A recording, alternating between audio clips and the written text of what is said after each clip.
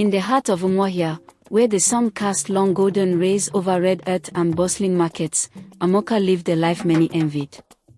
Beautiful, elegant, and always adorned in the latest fashion, she was the kind of woman that made heads turn. But beneath her expensive lace gowns and beaded jewelry lay a secret that could shatter everything she had built. Her husband, Chike, was a humble man, a schoolteacher with dreams larger than his wallet.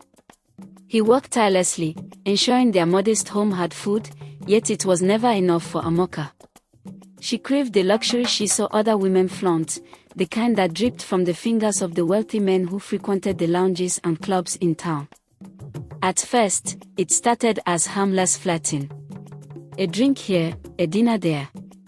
Then, as the bills piled up and her hunger for riches grew, Amaka gave in to the temptation.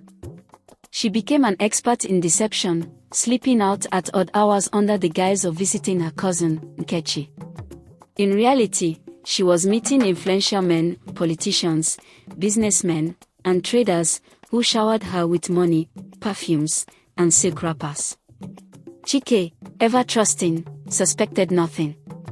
His love for Amaka blinded him to the whispers in the market, the stolen glances from strangers who knew of her escapades. Until one evening, everything unraveled. It was the annual town festival, a grand affair where the whole of Umuahia gathered to celebrate.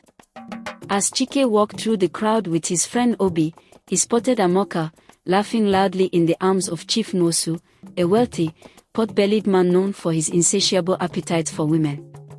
The sight knocked the breath from his lungs.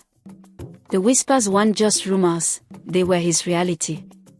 When Amaka returned home later that night, she found Chike sitting in the darkness, his face shadowed but his voice firm. "Is it true?" he asked. For the first time, fear gripped Amaka. She stammered, searching for lies, but Chike's eyes held no space for deceit. "I did what I had to do," she finally admitted. "You have nothing to offer me, Chike. I refuse to suffer while other women live like queens." Chike's silence was heavier than any slap. He stood, walked to the door, and with one final glance at the woman he once adored, he said, "Then enjoy your kingdom." Days turned into weeks, and the world that had once adored Amaka began to crumble. The men who once pursued her lost interest. Chief Nosu had moved on to a younger girl. Nkechi, ashamed of her cousin's disgrace, refused to shelter her. And worst of all, Chike left Umuahia for a new job in another city, never looking back. Alone, abandoned, and humiliated, Amaka finally understood the price of her choices. The money, the gifts, the fleeting affection of rich men, none of it had been worth losing a good man who truly loved her. But regret came too late. Unfaithfulness can be sweet, but the outcome can be very disastrous. Kindly subscribe to this channel to keep enjoying our stories.